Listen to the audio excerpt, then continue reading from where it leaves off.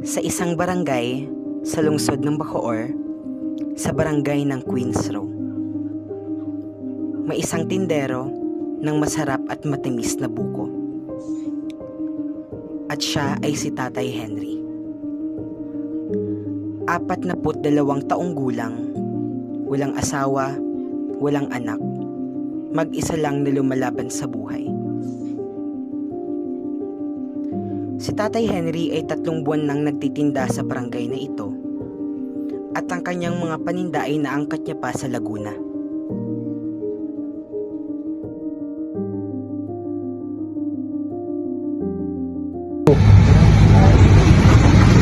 Ano pong name niyo, kuya? Ano? Henry. Si Kuya Henry, ilang taon na po kayo? May asawa po at anak? Ano po?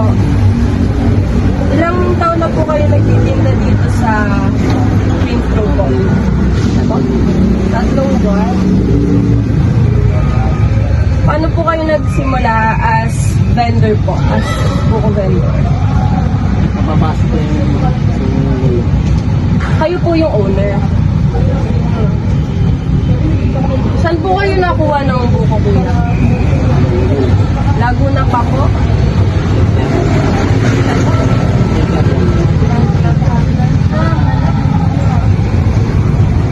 Ano po yung mga ginagawa niyo po para ma-attract po yung customer niyo po at bumili po dito? titigil na yun. Yun lang po. Titimpla lang po talaga.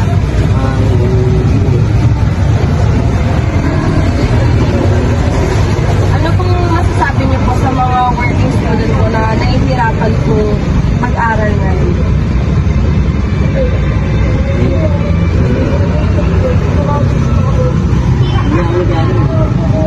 Anong grade po natapos na kuya?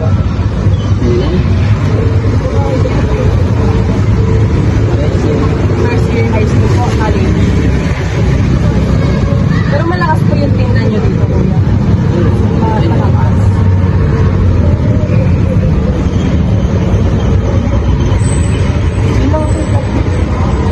Thank you kuya. Magpipilian siya kuya.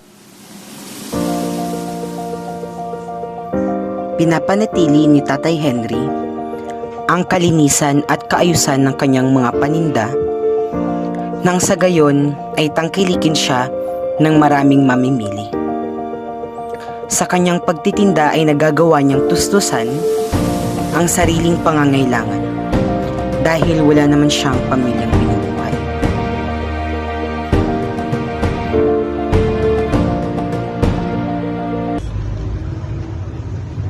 Ng extra.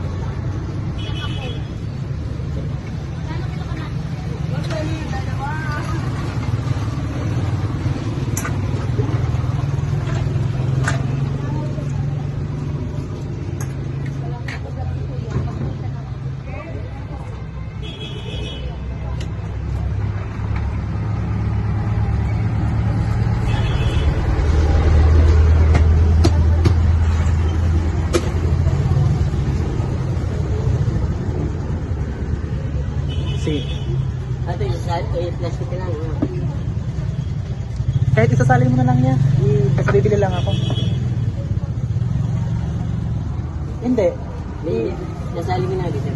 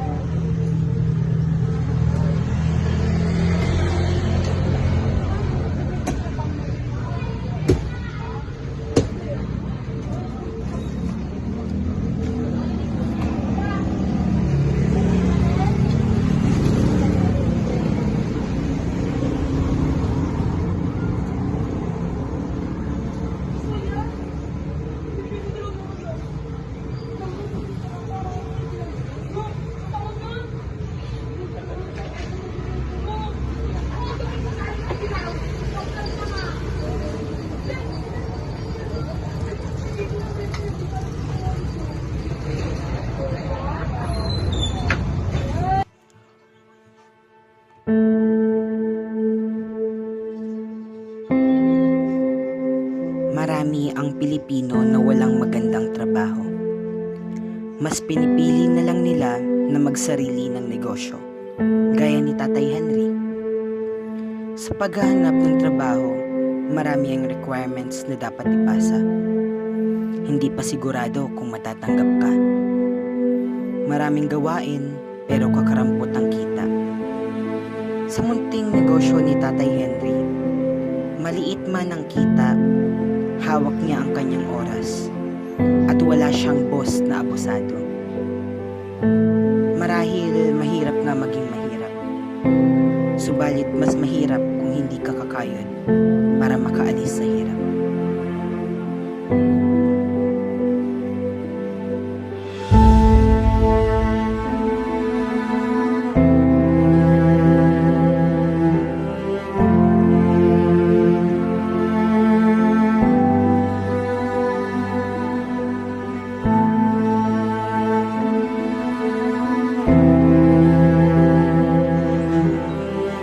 Ito si Tatay Henry.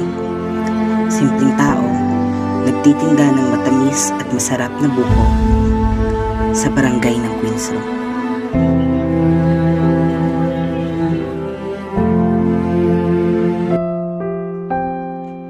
Si Tatay Henry ang isang halimbawa na hindi hadlang ang kahirapan upang lumaban ng patas sa buhay.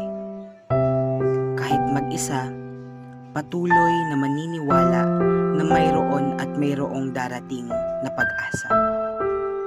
Ito ang matamis na kwento ng isang tindero ng buko na kumakayod para sa buhay. Muli inihahandog ng Team Masikip ang kayod para sa buhay.